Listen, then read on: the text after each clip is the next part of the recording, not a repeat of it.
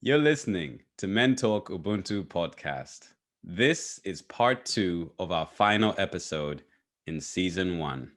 Thank you for joining us and our amazing guests on this journey. We hope to continue adding value with our podcast and more unheard of stories in the future. As always, we would love to hear from you and welcome your thoughts and suggestions as we continue to grow. We are grateful and humbled you chose to be part of the Mentalk Ubuntu community. And as our philosophy says, how can one of us be happy if all the other ones are sad and unheard? It's okay not to be okay. It's okay to connect with Mentalk Ubuntu when you're not okay.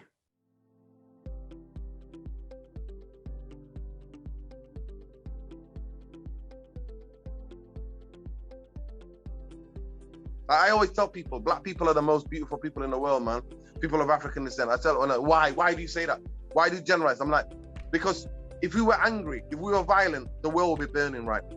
And it will burn for the next 100 years. Yeah, I agree.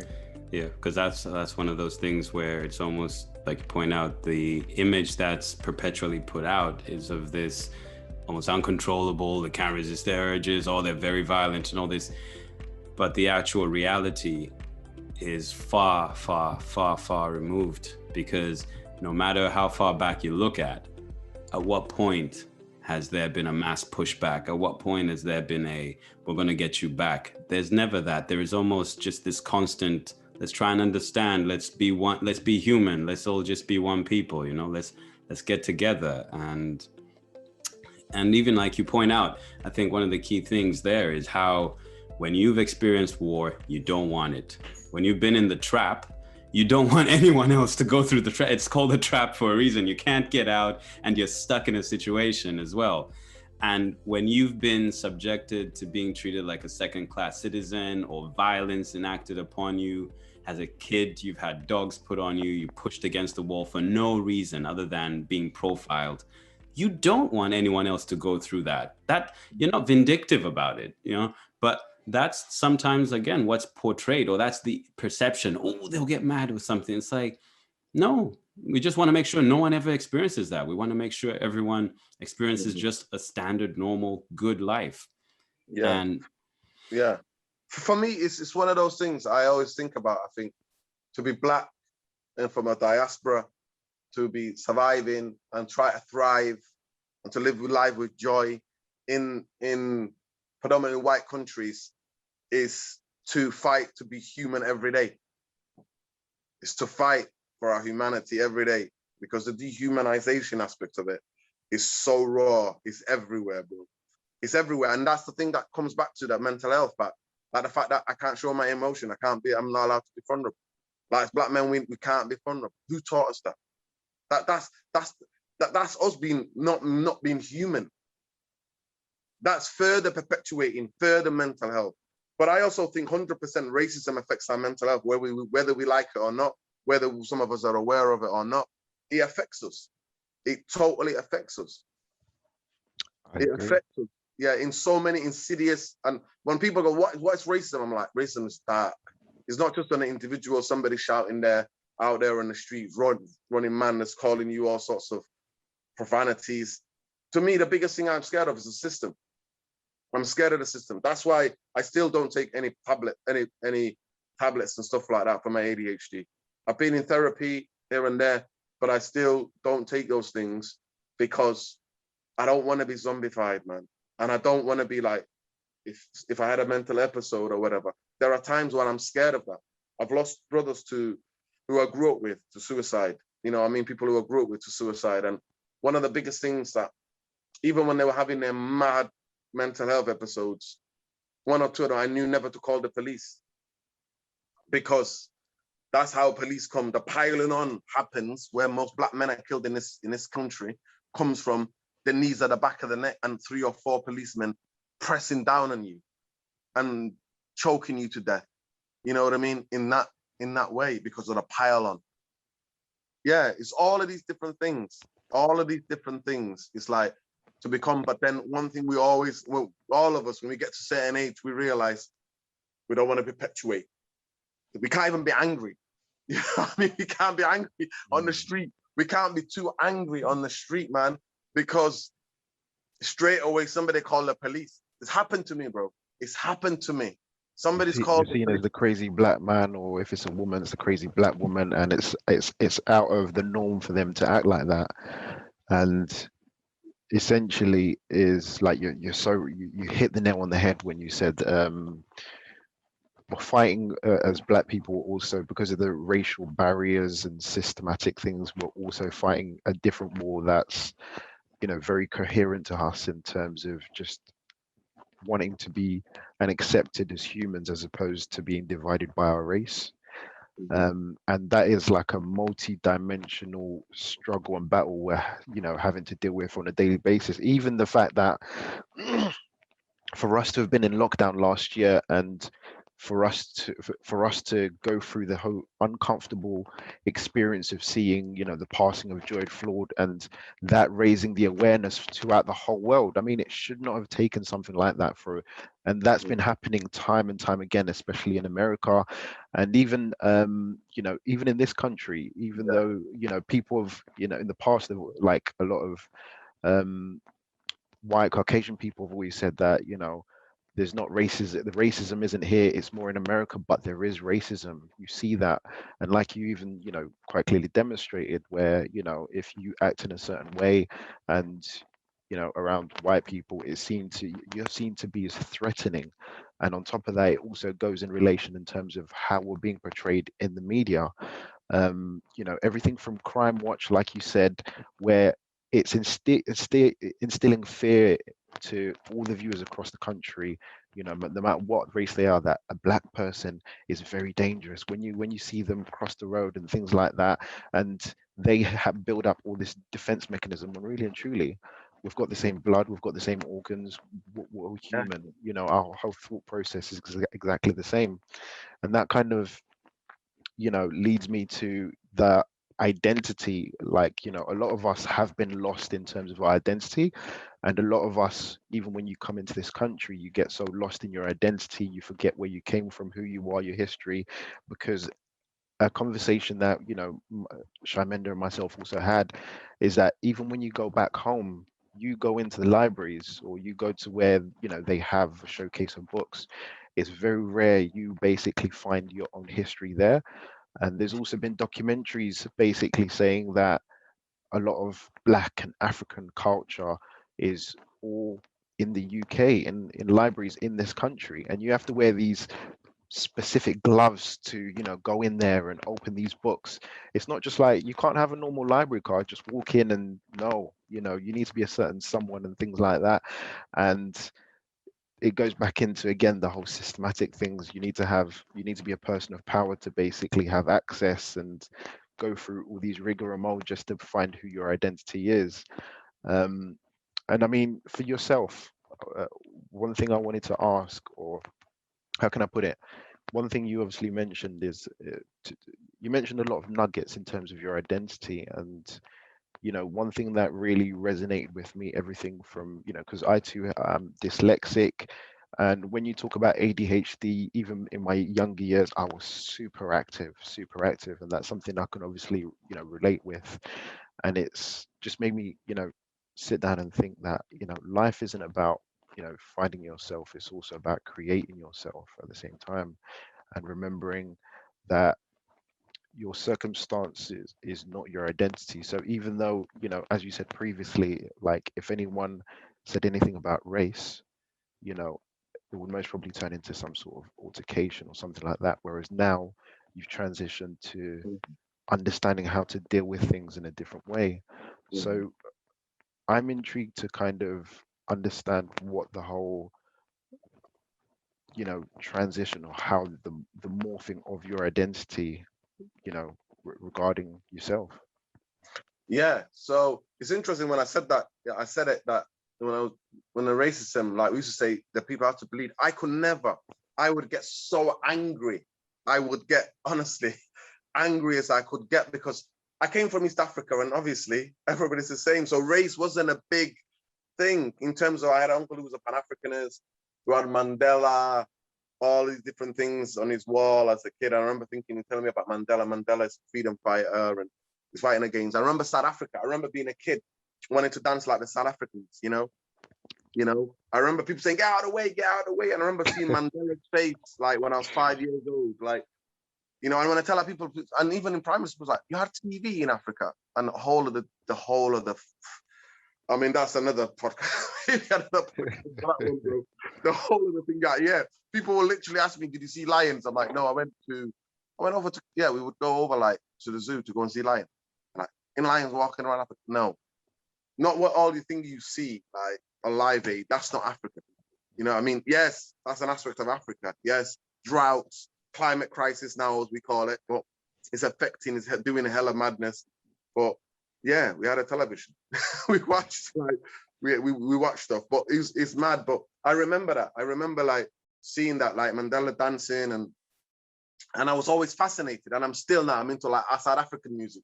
It's really interesting, like Angolan music, South African music, like Congolese music.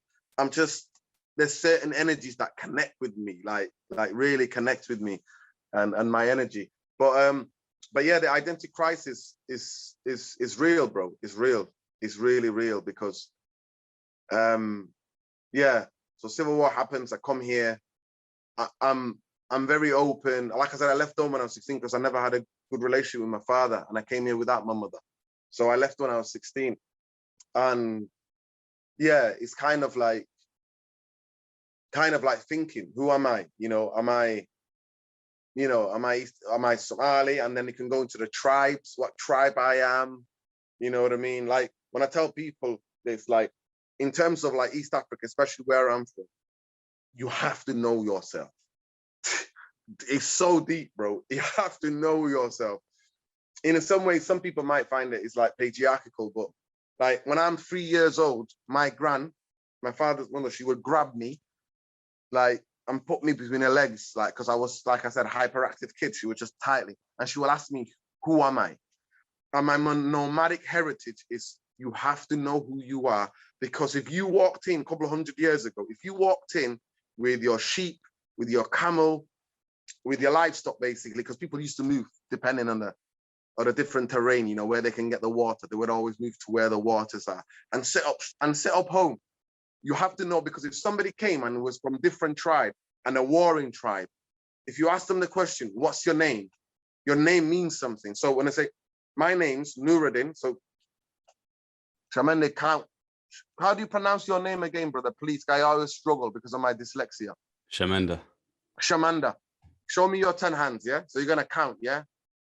Okay, my name's Nuradin, Rashid, Abdi, Al-Nur, Ma'ad, Oriye, Ali, Idris, Mahmoud, Jibril, Adhan, Isa, Musa, Suwer, Awal, Isaac. I only know up to there. I only know Isaac, the last one. I only know to that. So if you don't know who you are, you ain't going nowhere, man. So the idea of knowing yourself is really important. So if I had a kid or a son, they will be like, whatever the name, Zainab, Nuradin, that's what they will be. And obviously being in that part of East Africa, and obviously it's the longest coastline in Africa, and there are people from different parts of the world. So in the names that you can see, it's 100 years when Islam came from what's called, because the Middle East and Africa were connected, especially that part of East Africa, that a lot of my names sound like, because of Kushite, and Kushites are mixed, were mixed. And that's the thing about Africa as well. There isn't just one black. There isn't just one black. Like Christianity and Islam are all over the continent in different ways, and it went through different ways. And their identities and names. Sometimes I remember my uncle used to say, the Arabs, they colonized us too. We don't like them either. Don't learn their language. When I was a kid, I'd be like, my aunt would be like, you come to Arabic class, come on. And I'm like, uncle already said they're colonizers too. We don't want to learn their language. So all of these different kind of things. So the identity is that. So in one sense, my identity is strong because I had this nomadic heritage. And actually more of Sufism than more Sunni Islam. So more Sufism, like with part of culture and spirituality. And other things think about religion, especially when it came to different parts of Africa, whether it's Christianity or Islam, is that people kept their cultural things and adopted aspects of the religion to their cultural spirituality. And that's a debate we can go into. For me, I don't practice Islam, but I'm spiritual. But then culturally, I'm Muslim. And I can never take that away from me. Like, I don't practice it. I don't pray 5 times a day. You know what I mean?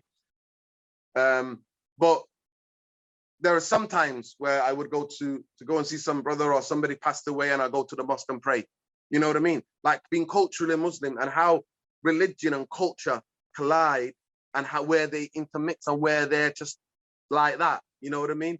So it's really interesting. I think I would say I'm more spiritual, because I understand as a Pan-African that religion is another thing that dividing Africans. A religion is another thing that's dividing Africans. And I don't want to give further to that, because outsiders coming in terms of like manipulating, divide and rule is another way now religion is, since 9/11. But talking to you about the multiple identities, when I go fly places, being black was tough enough, but having a Muslim name, some of the most Muslim names, and Nuradin in Arabic means Nur means divine light, Deen means the establishment of Islam, so the light of the religion. And it's contrasting when I go to Muslim countries, how I'm welcomed, or when I'm traveling predominantly through European white countries, how I am received. It's totally different. I go to airports really early. There's a couple of times where I could have missed my flight because they're questioning me. And one of the things that I really hate, as we know already, that the human psyche, some people are good traveling, getting on a plane. Some people get nervous about going on a plane. And one of the case example I give you is when I was in Liverpool, I was going to meet my partner. She's from Germany. So I was meeting her she was at a conference just outside of Amsterdam, and I was meeting her in Amsterdam. And I was flying out, and there was some high alert. The terror alert was high, apparently at that time. So I'm there, put everything through, luggage through, going to go to the gate. 2 policemen in the uniform come on, and leave me with another on like a CID kind of policeman into a room. But I hated the fact that they did it in front of everybody that I was flying with, because these people are naturally already nervous flying. Then seeing 2 policemen, another policeman occupying me into a place where it says anti-terror police, like, you know, getting me into a room, and they're there. Honestly, it's hilarious. One of the most fascinating things I've ever. They've got my passport. He's got my passport like this in his hand, and it's like, why are you going to Amsterdam? If you looked at my passport there, what is Saturday? It's my birthday. Like, I'm going there for my birthday. Like this. So this is a Thursday. I was flying out on a Thursday, meeting my partner like on a Friday, and then we're gonna spend the whole weekend in Amsterdam. So it's like, and like I had to give exactly where she was, what the conference was about, all of these things. So, and then from that I thought, right, I can't be asked. Man's not rich out here.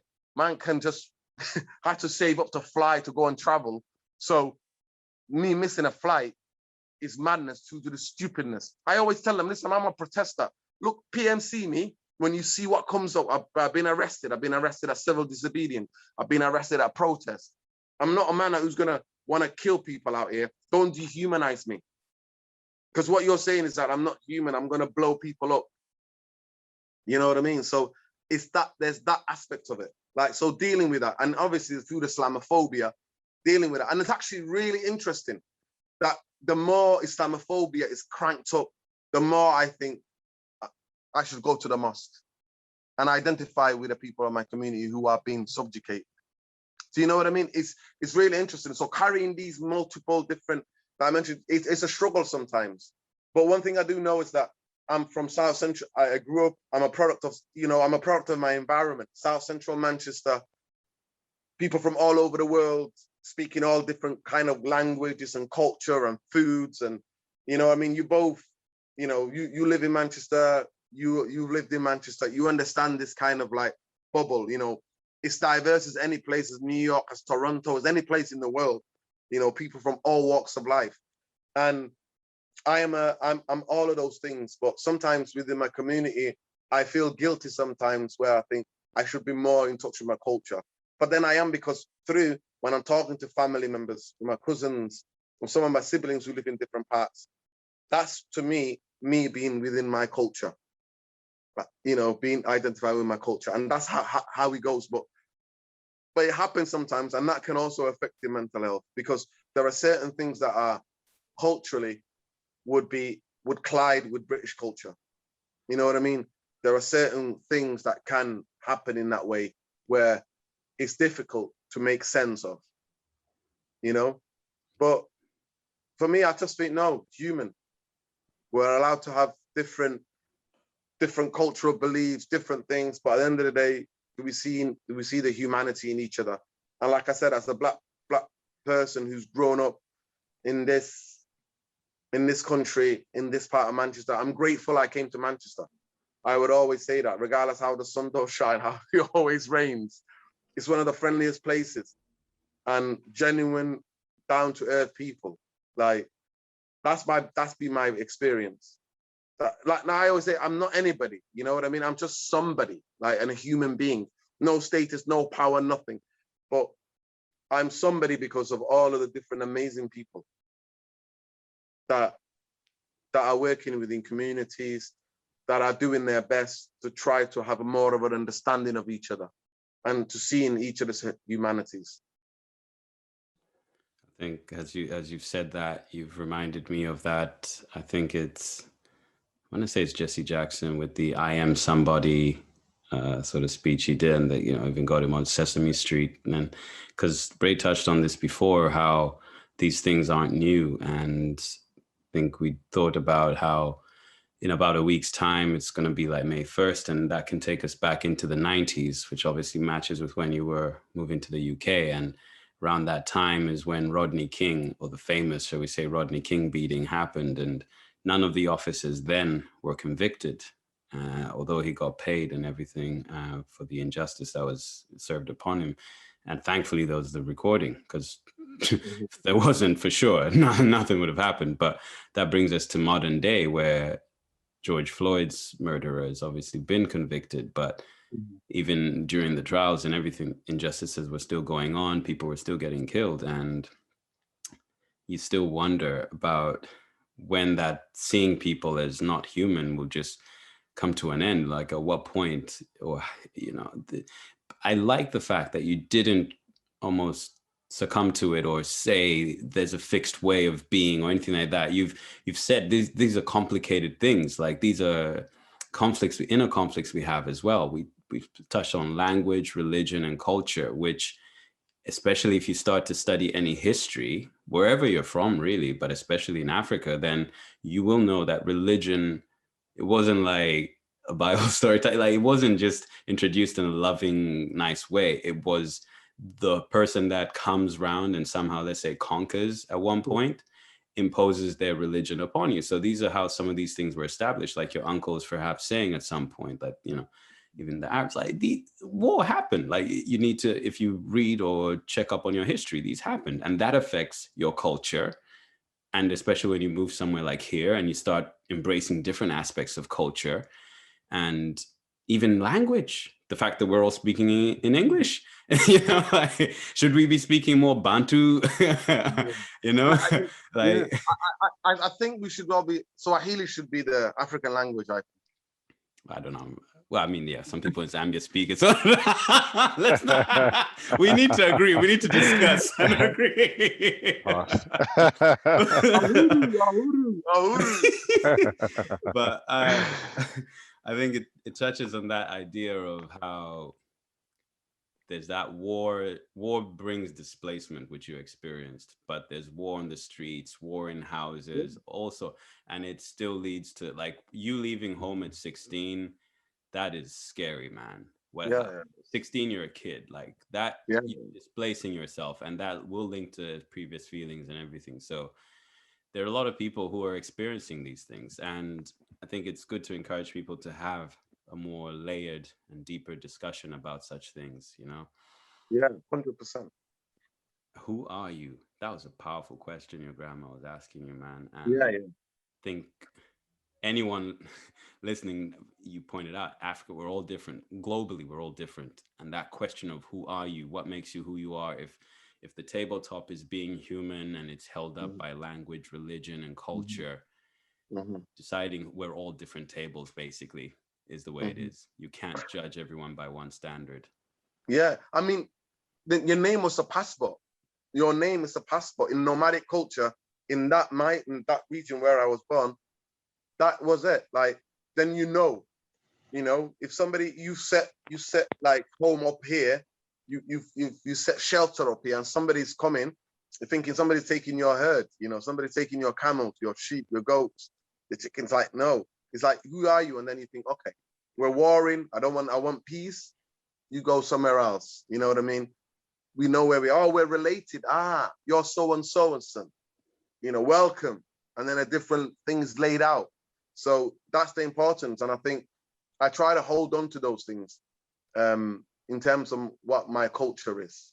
But yeah, Manchester culture is, I'm a man. I will say we bleed red. So we're Man United. You know what I mean? We're Man United.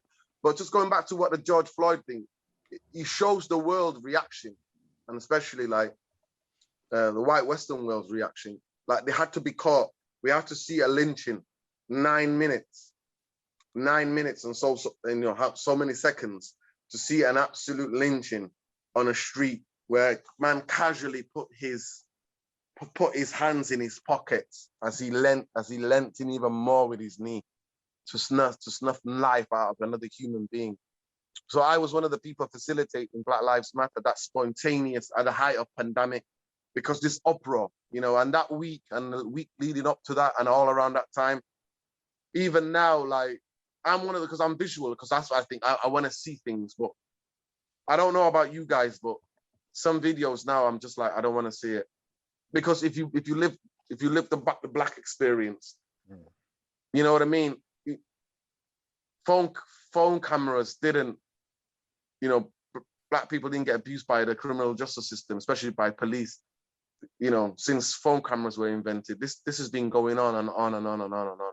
Like, and hence what Black Lives Matter means. Black Lives Matter because history, society's taught us that the reality is that we say Black people matter because those are human beings, but we're shown we don't matter. A plane crashes, let's just say now, God forbid, but a plane crash somewhere in a different part of Africa. The woman on the BBC News, she will say, oh yeah, so-and-so died. And a British, if it's a white person, she will tell you their name. She'll never be curious to tell you the names of all those other people. And there's been a week, obviously the First World War. I don't know if either of you saw in the First World War, a lot of, especially the East Africans who were fighting in the war for Britain, for part of the British Empire, how they were disregarded, how they didn't have any, headstones to commemorate them, and how it took a documentary to basically school everybody about the humanity of those soldiers who died with dignity. And it's exactly the same. When I remember saying that when I was in school, I remember one of the times, I think it was in high school or I was in primary, somebody was saying about something about Second World War and Dunkirk and that. And I remember putting my hand up saying, my granddad fought in the war. He fought against fascism in East Africa. And I remember the teacher looking at me funny. And I'm like, it was a world war. It wasn't just Britain and America saved the world. And it wasn't just about, the beaches just off France. It wasn't about that. Like, it was part of the war, but it was a world war. Like, so constantly throughout history, and what you said about the books before, we have to fight. We have to fight and fight to be recognized, fight to be valued, fight. But I remember going to the George Floyd protest, and I was holding them, and nothing changed in terms of racism with the other generations. All of the things that I experienced growing up, they were experiencing, and it was emotionally draining. Like, for 2 weeks, honestly, I was going from the bed to I don't know how you guys were feeling, but from the bed to the couch, and my body, my leg, my mind felt heavy. I felt exhausted, just. And that's the thing about it when I try to explain to people about racism.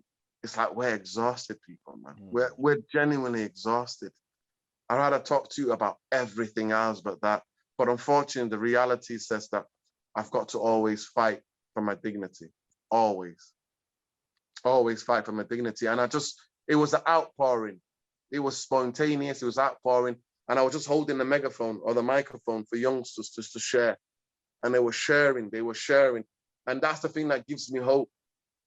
The younger generation are not willing to be silent about these things. They're willing to be outspoken and to say these things and out loud. And I felt like a lot of it became emotional. I remember and now even think about it, I get emotional. All of the times that we've received that kind of like passive aggressive microaggressions in workplaces where we have to be professional. You know, I hate that word, because I think that's a dehumanizing term, man.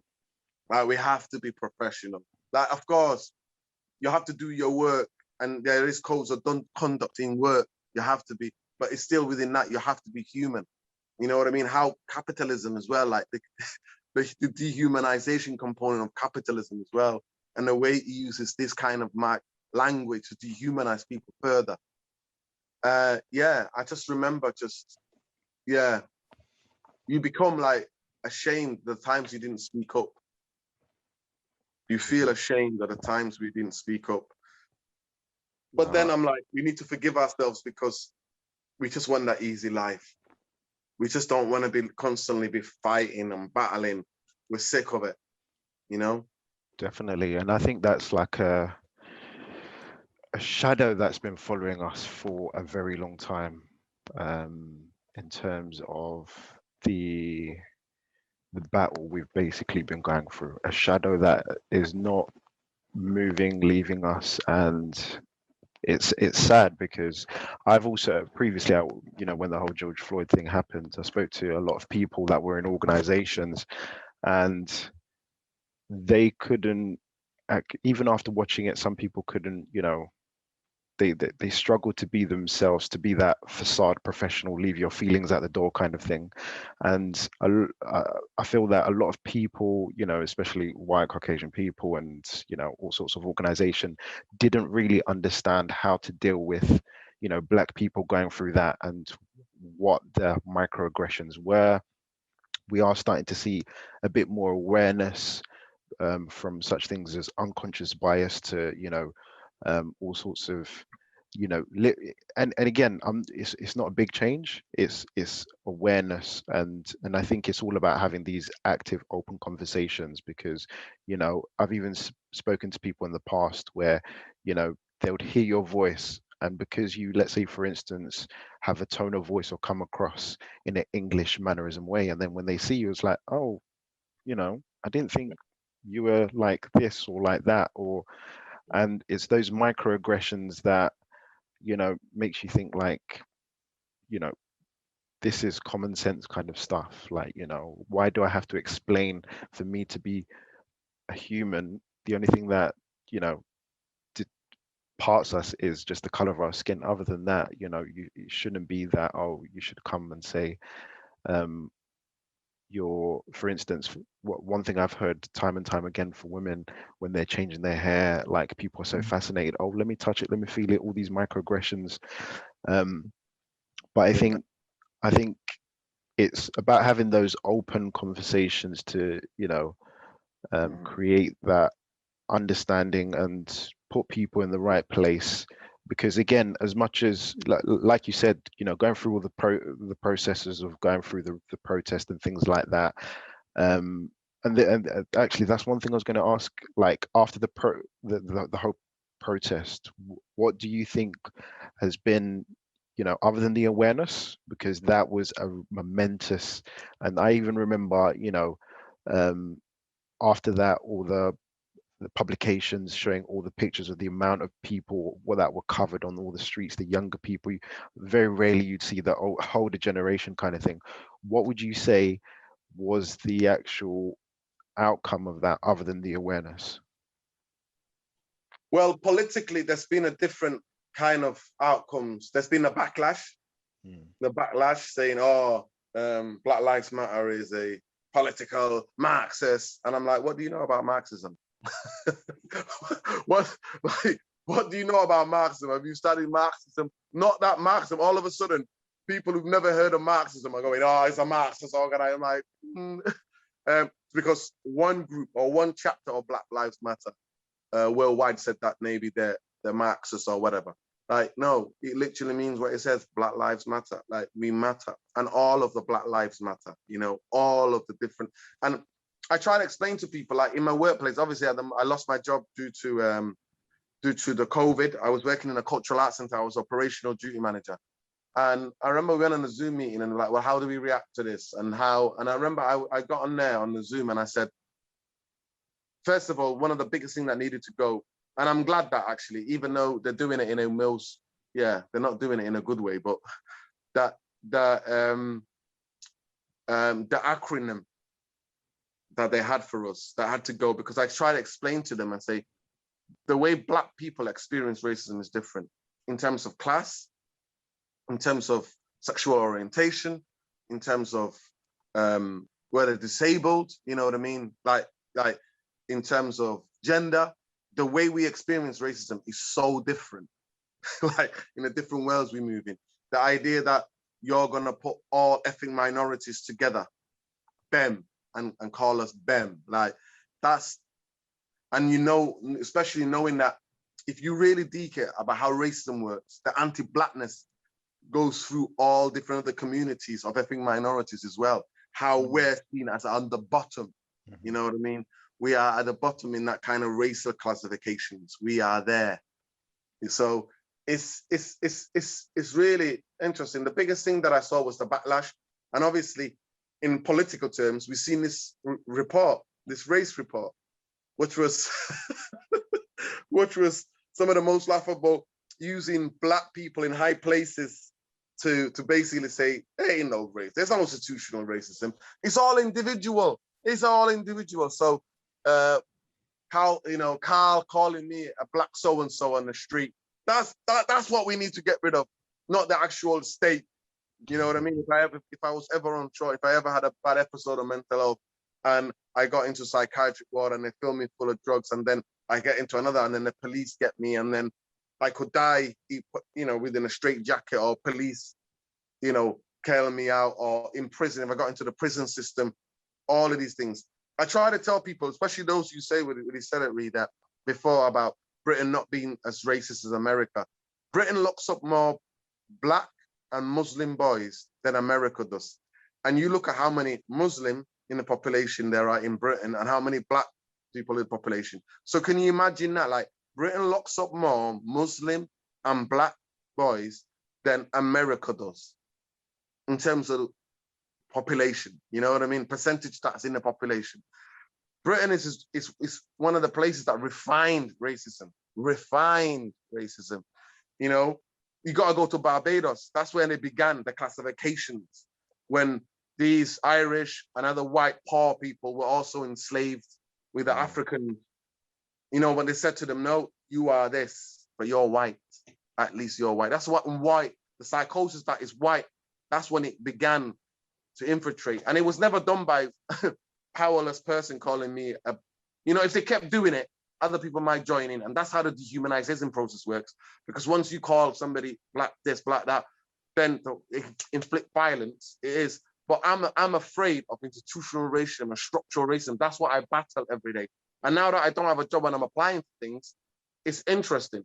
The backlash is there because it's letting all of those organizations off. With this report, it's letting all of those organizations off and all of that type of progress. It's basically the government and the establishment of this country telling us, Black people, you've had your protest. What happened to George Floyd was sad, but get back in your place and stay there. We don't want to hear about anything about changing the curriculum, or we don't want to hear about educating people. We don't want to hear about that. We don't want to hear about that any more of this. You've got to stay in your place. And obviously using all those Black faces, like I said, in high places, and going, look, they're very good at, like, I always think the right wing, I mean, I don't know where you are politically, but maybe it doesn't even matter. But the right wing that are ruling now, or the liberal right wing who are ruling now, they're very good because they talk about identity politics. And I'm like, you're the best users of identity politics. So we've got an Asian sister, and then they've got like a couple of one or two black sisters and couples in the Tory party who were used to say, there's no structural racism, there's no racism, you know, and it just shows. But I know that the young people are not. Luckily, the internet exists, even though I do think with the dictators on social media now, they're going to be changing a lot of that with Facebook and Twitter and stuff like that. Because I always think they might be going to the right wing now, but they would always come for us to censor people who are fighting for their rights. And that is happening in different ways. But we have to fight. And like I said, the hope is always be with the younger generation because they know so much. They know, and they're not willing to be quiet. That's the biggest thing. That some of the young generation don't know their place. They don't know their place. They're going to tell you, no, this is what I'm experiencing. This is the reality. And my lived experience and the facts of what I'm telling you don't care about your feelings. But the battle continues. And there's going to be another battle definitely in this summer because they want to introduce this Kill the Bill. Kill the Bill was, that's where I was coming back from last time I saw you, brother. And it's basically to say you can't make noise. It's basically saying that one of the key components of Kill the Bill is you cannot question statues or you cannot defecate statues or anything like that. I mean, we're sitting in, I mean, me and you are sitting in Manchester. You've lived in Manchester. I tell people the economical system without a transatlantic slavery, the economical Europe is not what Europe is. America is not what America is. The Western world as we know it is not what it is. You know, the streets of Manchester are built on these slavers, colonizers, who did all sorts of madness, but we're not allowed to talk about that because apparently that's a Marxist. Apparently figuring out those things and the truth. And I spoke about before about the First World War and all those East African soldiers who fought in that First World War. It took a documentary to shame this country because the history is never told properly.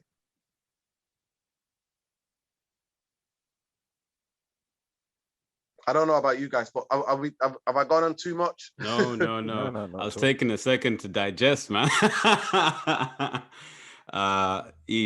Because even as you were describing that, what came to mind was when the bombings happened in Manchester a few years ago, and there was that poem that was read out by Town Hall, "This is the place." And even in the poem, there was this acknowledgement of the fact that, you know, the slaves were mentioned in it, you know, and it's intrinsically tied to the history of Manchester. I mean, I don't think we can ever say anyone's gone on too long. No, sir. Like we can say that for sure. We need to have more conversations.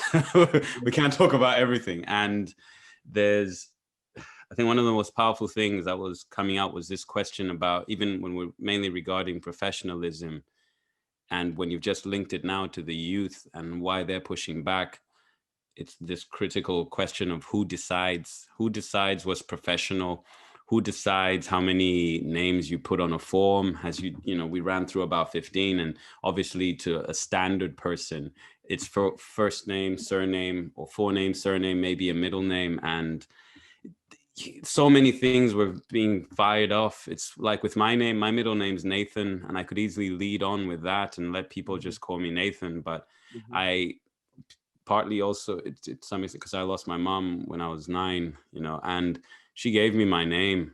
My name matters to me. My name means something to me, you know. And so I never force people to have to say it, and they can shorten it and everything. But there's a lot there. And there's a lot there when it comes to culture and to language. There's so much, and which is why I've really just loved the conversation and just listening. You're a fountain of knowledge, man. Your perspective's just incredible, really. You're pulling from loads of parts, and you knocked me off. Yeah, you knocked me over, man. Like I loved it. I was just soaking it in and letting the message, what you were just saying, sink in. And yeah, we could 100% talk for hours. Especially we will talk for hours, but not today, because I'm sure you also have things on. So okay, so yeah, what we'll do is it's I have a lot of thoughts, but it's no, let me hear them, brother. Let me hear them. no, I mean, well, the thoughts would take us, man. Like, because it's a discussion, you know what I mean? Like, it's a discussion. Like, there's so much there that. What does your name mean, brother? Can I ask you a question? What does your name mean? So originally, my grandma told me it means water, and a couple of years ago, I asked one of my uncles, and he said it directly, roughly translate to leave the water. Sha amenda, like Sha is leave, and then amenda is like water. I'd always just said it's like water, and everyone needs water. You know, gas myself up, and yeah, I feel like there's a famous, beautiful song by Fela Kuti. Water in the enemy. Yes. Water has no enemy, fam. You see what I'm saying? When you were talking before, even about Africa and culture and everything, Bob Marley first came to mind. Then Fela Kuti, because I'm like, this is one of the most influential people. And for going into the 70s, I think as well was when he was mainly active. And that's when you mentioned the Thatcher things. That's what I'm saying. There's too much, man. There's too much. But Fela Kuti, if no one's heard that before, my uncles got me. I heard about the name a few years ago, but last year or the year before, one of my uncles got me to, I think it was last year, got me to actually listen to some of the songs. And everything he's saying, you know, even the whole, you know, teachers don't teach me nonsense. And where you actually getting your curriculum from, bruh. It's one of those, it's like, if we're talking about even just textbooks, listen to Fela Kuti. Don't just listen to Burna Boy and how he'll mention the link to Fela Kuti. Like, listen to Fela Kuti as well. I mean, Burna Boy is on as well, and hey, listen to Monsters You Made, and but this is what I mean, bro. We can go, but and we can continue offline. We'll talk about music, or we can talk about something else. Yeah, but yeah, many things.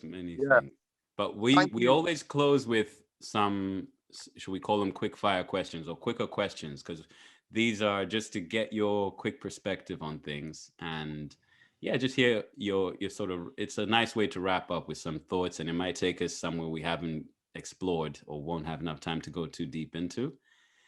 So we'll jump straight in because we've got so the first question that I'll lead with is, what's the best thing about being Black? Culture, history, vibrancy, energy, all of these different things. Yeah, I think there's a unique, I always think what the world would look like without Black people. I can never see that, bro. I wouldn't want to exist in it. It's so much. And I think one of the things is that it's Africans, people of the African diaspora, we've got so much to discover about each other. I'm so curious. I really, in the next decade, you know, I'm 40 now, and I think in the next decade, I want to travel. I want to travel different parts of Africa, because obviously the internet and everything is making things possible. People communicate. And I want to know, I want to do a poll maybe on what just might be traveling, what the African language should be. And I say Swahili because Swahili, like people in even South Africa speak Swahili. So I'm thinking we got the east, where the south, north lockdown. Why not just encourage people more in the west and the north to speak Swahili as well? So yeah, it is to me, you know, birth of civilization. To know that you're the birth of civilization is a powerful thing. Amazing. And happy belated 40th birthday. 4 decades, still looking sharp and good and young, you know. Black people don't crack, remember that. That's it. So that leads to the next question, since, you know, you've lived an amazing 4 decades. So over these 4 decades, like, you know, let us and the people listening, who taught you how to shave? Because you're looking smooth. Yo, it's got to be done, innit? You know, it's one of those things like barbershop, innit? They don't understand about barbershop culture as well. The barbershop culture is madness. It's getting your you know what I mean, getting your fade. Unfortunately, I'm losing. I started to lose because I play a lot of football. I hated when I had it because I had curly hair. And I always wanted to have like the top hair, like some of my uncles had. Some of my uncles have got top hair, and I'm like, how come I don't have that? Like the top hair, and it was like curly, and I could never put anything on it. So when we used to go out partying when I was like late teens, my hair would be all over the place. And then I remember I always used to have to wash my hair after football because it was sweat. And then I remember shaving it from 16, 17. So going out was like having a shave. And it's almost kind of, there's something of shedding. There's an aspect of shedding things in it, like part of hair, shedding. Just to go back to a question before, I remember going to a concert a couple of years ago with my sister. My little sister, she's got like really afro-y, like curly hair. All of these women were falling on to try to touch it. I got so angry. And then she was like, I can fight my own battles. And I had to respect that. I had to respect that. But I was getting so frustrated in that. But yeah, so cutting hair was one of those, just cutting each other's hair was one of those things. Amazing. So what was that? Uncles, father, friends? Yeah, like friends. Okay. I remember I got shown when I was a kid, my uncle was like, come here, you know what I mean? Let me get this old shears, you know what I mean? Like, let me shape this up for you. And then barbershop, you know, as a kid, going out to barbershops. I remember in the 90s and the early 2000s, it was cool to have the different patterns. And I love that. I love that about our culture. And then you look at the history. I don't know if some of you guys have seen, like the history of on different parts in Africa, different regions of Africa, how people were playing with their hairs, how they different, like it's in us. Colors is in us. Playing with hairstyles is in us. You know what I mean? Feeling ourselves in that way with a swag is in us. You know, it's part of us. You know, people from Nigeria, like, yeah, I remember going to Cuba and Brazil. When I went to Cuba and Brazil, like the different colors, I remember there was a spirituality, I think it was cordon bleu, I think was the spirituality they were practicing, and they were offering. I remember in Brazil and in Cuba, I saw people offering fruits and food to the sea, to the spirits. And they were wearing all yellow, some of them wearing all red, different mixture of colors. So yeah, color. Linking it to the other question. There'll be no color, bro. If you wear no, like black culture, black people, there will be no color. Fabulous, bro. And wow. Well, let me hit you with the final one. What do you wish more men talked about? Mental health. How we feel. How we really, really feel. And that it's all right to talk when you're struggling. Because we all know the statistics of suicide. We all know the system that we live on, how much strain, pressures, as years have changed, have we changed in terms of the balance between the genders have changed throughout society and history. How we're struggling to what it means to be a man and defining, you know, defining what it means to be a man. For me, when I think what it means to be a man is somebody who's open, who's going to share their feelings, regardless of how people think about them, regardless what people might say about them. Because as you know, the world is getting more technology advanced, as capitalism is running a madness. You know what I mean? I'm not anti-capitalist, by the way.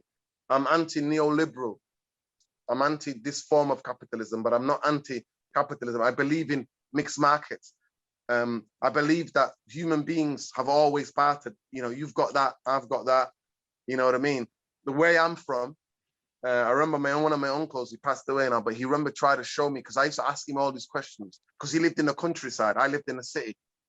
And I would always say to him, so how did you, like, when you were selling a camel, how did the all goes? And I remember him showing me. And I was like, well, how some of these people, he would say to me, yeah, some of them are illiterate. Like they can't write, they can't read, they don't math, but they know a system that they've existed for 100 years. And the way they would shake hands, they would count like the different fingers. If I give you that, and they would put it underneath a cloth. So they would be wearing their ropes, you know, the big cloth, and they would put one over and they would decide how much was to sell. When you take your camel or the sheep to the market. You know what I mean? But I'm not. But I just think the neoliberalism, the system that we live on now, is not only destroying the planet, but it's destroying us as well. And especially men, because of the gender roles and how that balance has been. Because if we were talking, if we go back, if you jump on that Back to the Future car, you know what I mean? If you jump on that and go back to the 70s and you know, maybe 60s, how the black men especially who were coming here and how the dynamics was in the households, breadwinners, and how life has got more expensive, you know what I mean? And how all those different things have changed. And men, we do struggle sometimes with our identity because society is telling us one thing, all of the different mediums are pushing certain ways for us. And then we know the reality because we're living in our lives. We know the things we're struggling with, just be able to share that.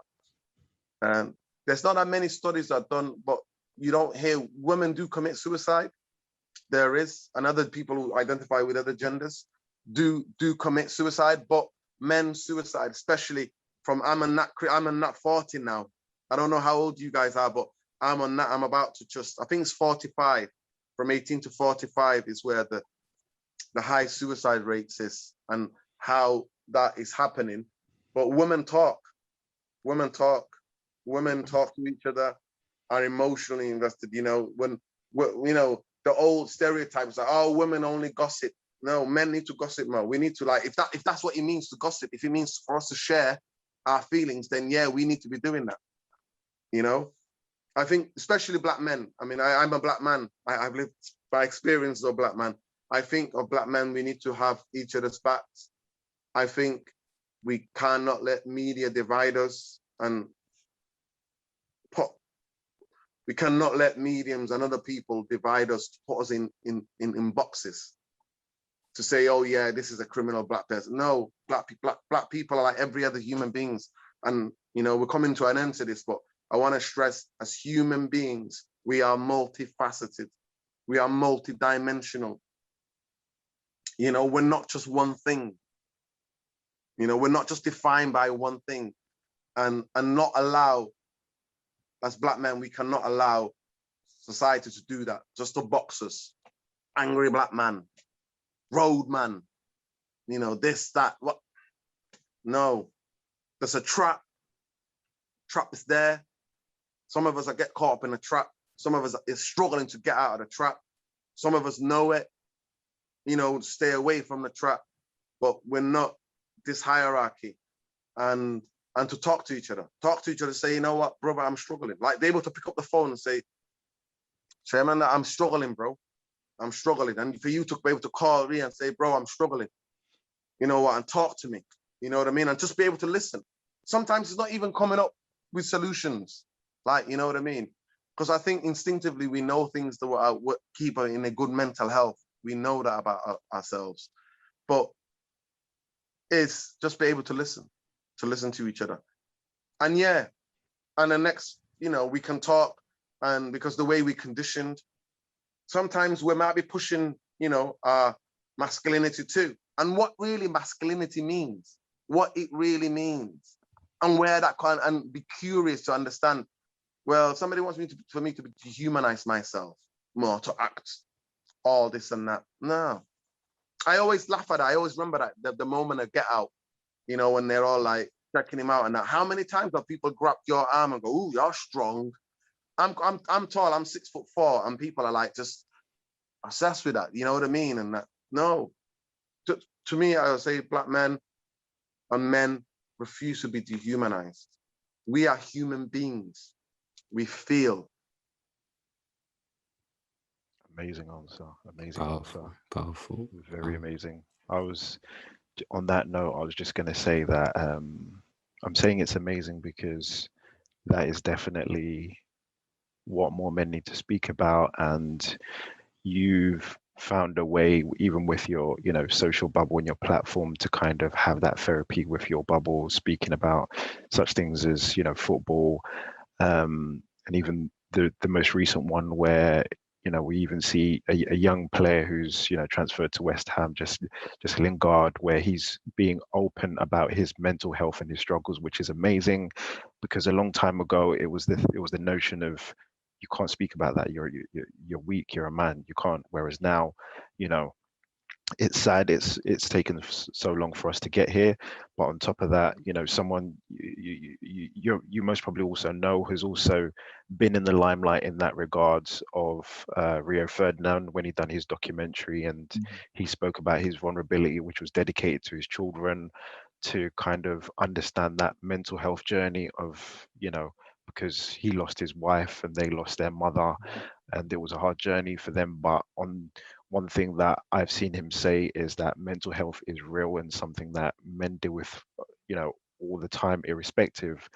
And then he also pointed out that a lot of men also, even in the changing rooms, they struggle with mental health, because if, let's say, for instance, with mental health, once it affects you, it affects everything else you do, one way or another. Let's be honest.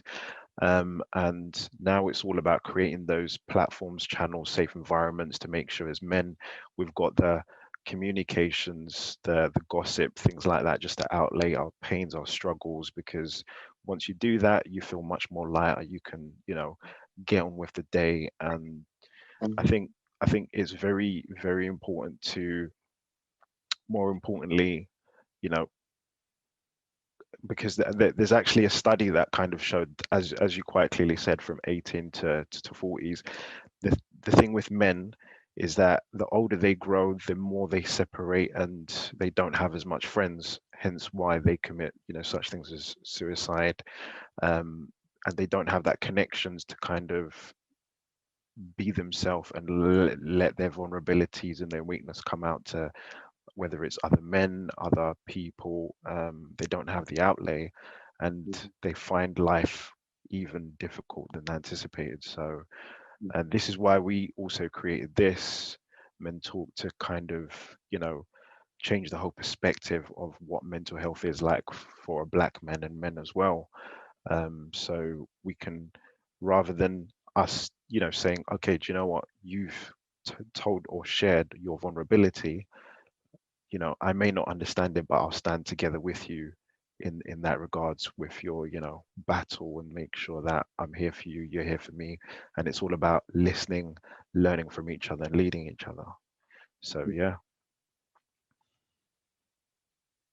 Yeah, Well, powerful. yeah. Nuradin, if someone wanted to keep listening to you or follow you or anything like that, where's the best place for them to follow you, your activities? Or I don't know if you get this deep on these things, Yeah, but at least keep in touch, and then yeah, if you then do, they'll, you know, they'll be able to have yeah, access to what you do. I yeah. just wanted to see how the people can connect with you, perhaps support some of the things you're championing, or that sort of thing. Yeah. I'm on Twitter, so I'm more and more of the football culture, and I'm on Twitter as that guy Red Devil, Mr. Structure. I've been calling for Man United to have a structure for a long time, and now that it's all come out, I was at the protest yesterday. I was one of the people that, you know, try to get people out there in the streets and to try to get the club back, really, or be part of the fan culture, maybe in terms of like fans having a say in the way the clubs are run, like the model they have in Germany. So yeah, so that guy Red Devil, Mr. Structure on Twitter, and my YouTube channel is called United Real Therapy. And one of the things that I called it real therapy because football is a therapy. One of the things that that relates men and women and anybody who's into football, but mainly men, because that's the way the binary is, in it. Only men are into football, like, but it's not. I know a lot of women in my life are into football as well, who love football. So, but it's mainly men. And I just started talking about United. I only set it up maybe about a month and a half ago now. And it's basically a channel, and I want to talk about stuff like mental health, definitely. And that's why I called it a therapy, you know, and we call it a therapy army. You know, I go live usually around 10:30 in the evenings, and then we talk about all of the news that's related to Man United. But in the upcoming days, I do have an idea for another podcast, another channel, hopefully talking about Manchester culture. So I'll be definitely hope to see you guys, and I'll be definitely be talking to people of the diaspora and different people in Manchester. So yeah, that's the thing that's going to be in the pipeline as we come out of this and go back to whatever normality is, you know, if we're ever going to go back to normality. But that's the future plans. Yeah. So yeah, if you want to follow me on Twitter, you're happy, you know, most likely I try to, especially recently, I try to follow back people because some people might have questions and stuff like that. So yeah, I'm on Facebook as Nuradin Abdi, so ABDI. Yeah, you will find me. I think I've got my photo or the thing comes up. I don't know, but one of my Facebook, the background one comes up as Fred Hampton. Fred Hampton quote. It's one of my heroes, Fred Hampton. So yeah. Yeah, so if you were, you know, I'm sure you see me around Manchester, you know, I'm one of those, I talk to everybody on the street, and I know, especially within 3 miles, within 2 miles or 3 miles where I grew up, you know what I mean? I'm on bike, you know, you would see me around, and people know each other. Sometimes Manchester can be very small if you're into culture, music, you're into football, those things. Let me throw a curveball, because I'm sure people are wanting to know, scratching themselves, or since you are a beloved Man United supporter, top 3 players of all time. Ooh, well, in my generation, I think, yeah, Mark Hughes was one. Mark Hughes. I think Cantona was incredible. 100%, yeah. Yeah, you know what, Andy Cole. Andy Cole. The amount of pressure that was on Andy Cole, Of course, coming from Newcastle, where he was a tapping merchant. You know what I mean? The team all worked to tap in, to come to Man United, to change the way he played. And then really Dwight York bringing the best out of each other in that incredible season where they did the treble. You know what I mean? So which is the real treble, not the Mickey Mouse. But I was biting my nails like that when I was so happy when Chelsea beat City. I was like, relax now. You know, I mean, the noisy neighbors are not going to go and do this treble now, because the real treble, they can do the Mickey Mouse one, they can't do the real treble. And yeah, they were the biggest. And I met Andy Cole, actually. I met him more than most because he used to go to the same barbers. And luckily, he would always be there. And he would bring Dwight York sometime, and Rio as well. They would come to the barber shop. And Richie, it's called Richie's. It's on Great Western Street. And he was always humble, really genuinely like humble and really nice. Like, no, just real, like real. You know what I mean? You can have a conversation with them like normal. There's certain people that it gets into their heads, they think, oh, they're big, what they do because it's so good and they're in this position, that's what it's about. With him, he was never. And yeah, Andy Cole for me is one of the legends of Man United, because the treble season do not happen without Andy Cole and Dwight York and that combination, you know, that doesn't happen. But Mark Hughes for me, because he did an overhead kick. I was 10, I think, or 9. When I came in, my uncle took me and I was sat pitch side, he did an overhead kick and I was like, you know, I'm somebody who loves like footballers, you know, from Africa as well. There's Aboti Pele. Aboti Pele, I don't know if any of you guys heard of him, but the Ghanaian brother, he was actually the father of AU, who played for Swansea, and the other AU who plays for Crystal Palace. He's their father. But I remember seeing a clip of him, video of him doing overhead kicks, and I remember thinking, wow. So I always loved that skill. I remember nearly breaking my back trying that. You know what I mean? Try to do that all of the time. But Mark Hughes was on, and he was big and strong, and he can hold people off. And yeah, they were the 3. But my favorite footballers, Socrates, Ruud Gullit, hero of mine, Maradona. And I met Ruud Gullit. I shed a little tear I was in Cuba at the time, actually, where Socrates died, because he was deeply political and he was a socialist at heart. And he was a doctor as well. He was a doctor, and he was anti-racist, especially in a racist Brazil. I don't know if you guys have been, but Brazil is one of the most racist places on this planet in terms of blackness. And only Nigeria has a bigger black population than Brazil in the world. In the world. Only Nigeria has a bigger black population. So Socrates, Gullit was one of he put everything on the line. Most people don't know that Gullit came out against the apartheid South Africa. And I remember as a kid, I used to mix him up on Bob Marley, because in East Africa, whereas when we used to watch Italian football, and I would see posters and like music videos or whatever of Bob Marley kicking a football, and then I would see Gullit, and because of the dreads, like as 5 years old, I used to think they're the same person.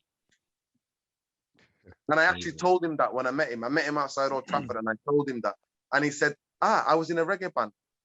And then I went and researched it, and I found out that he was in part of this band in Holland that was singing freedom for South Africa. Anti-apartheid, yeah. Man, you are a 6'4" ball of sunshine, man. Like, this is what, at the beginning, when I was mentioning the energy that just comes off you, and just like the sun, you don't turn it off. It just moves to another, to give its light to somewhere else. You truly live up to your name as you defined it, and even if you don't watch football, you've got to follow this man on YouTube. You've got to catch up with Real United Therapy, because you will get a dose of this good energy, because you can tell, you can see, you can feel it when someone is just out to put good in the world. And that's everything you've given right now, man. I'm floored, I'm overwhelmed, I'm overjoyed, I've laughed, I've been emotional. You've taken us on a ride, man. I'm just really grateful to have had the conversation and experience together today. And I think this is that power of how, if we all just come together and have these discussions, only good can come of it. For whatever reason, I also thought about, I think when we mentioned women and also them being impacted by suicide, I'd recently heard about the Rose Patterson Trust, which just goes to that thing of, to the outside looking in, everything can look well with someone. And it doesn't mean that everything is well necessarily, or well as you would define it. So it is really important to have a conversation. And we've said the title for this is We Can Speak for Ourselves. So it's really important that we all do speak for ourselves and speak to other people about ourselves and how we're doing. So I want to thank you really for allowing us to put that message out there and shaping this discussion, so that I think it's a very powerful discussion, that it grants people to do that. And there's a quote that came to mind when you're also speaking. You got my gears turning. It's by Joseph Roux, I want to say, Roux, and it's isolation kills, solitude vivifies. And vivifies, I think, links back to your namesake or your name definition of putting energy and empowering people in this. And so I think if there's one thing I'd like to leave everyone, including yourself, with, because, lockdown and all that and whatever we go through, just to remember that it's okay to have time for yourself, but try and avoid that isolation, because that is a dangerous thing for us as people. And it's okay to give yourself some space, some solitude, and find solitude in the people you hang out with, and just, find some solace, be together. And thank you for making the time to be with us today. I look forward to many more conversations and just hearing more about all the cool stuff you get up to. And I just really wish you well, brother. Yeah, thank you so much. Thank you. To me, this has been a real therapy, bro. Honestly, it's been a real therapy to talk to to other Black people, to other Black men, and to talk about this. It's been a real therapy. It's been a real therapy because, just this, to be able to have the space and to feel safe to be able to express these things is really important. And we don't really get. Sorry, you're on mute. I want to know more about, I want to know more about men's talk, and have a way that I can get involved as well. Yeah. We'll definitely be in touch, bro. You're part of the tribe. Definitely. And I think that, like I said, I'm grateful to talk to you guys, and it's been a real therapy. It's been, honestly, because we don't get that kind of you know, conversation here or there, but to be able to tell or to speak. And it says that wherever I was saying is because I felt safe with you guys, you know. We've met on the street.